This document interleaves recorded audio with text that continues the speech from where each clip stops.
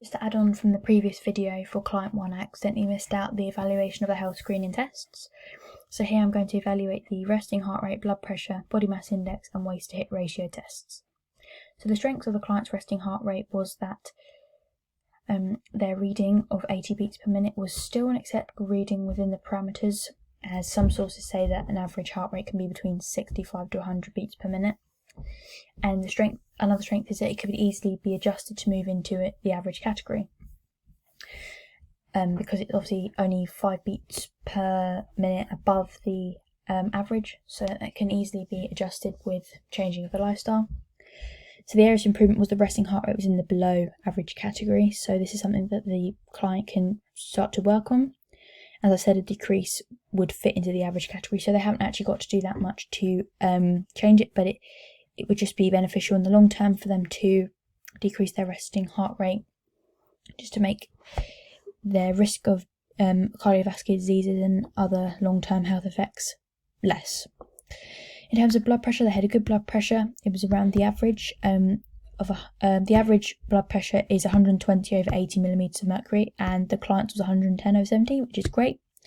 In the normal category, no risk of pre-hypertension or having a low blood pressure. It's good, and there's a margin for it to move as well. It can move up or down slightly, and it wouldn't affect the participants. So that's great. They didn't really have any areas of improvement for that one. In terms of BMI, they are not in the obese category, which is great. Obviously, they don't. That means that they're not then at high risk of developing obesity-related diseases, and they could easily then move into the healthy weight category. As if we look at the areas for improvement, the BMI was in the overweight category because they had a BMI of 26.8.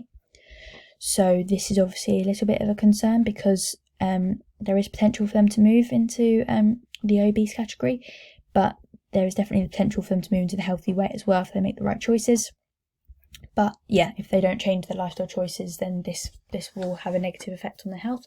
So that's something we're going to be looking at, and by introducing exercise and changing some eating patterns and things like that, then we can help to do this, because it's very close. I think it's 25 for a healthy weight, so they're not very far off the margin.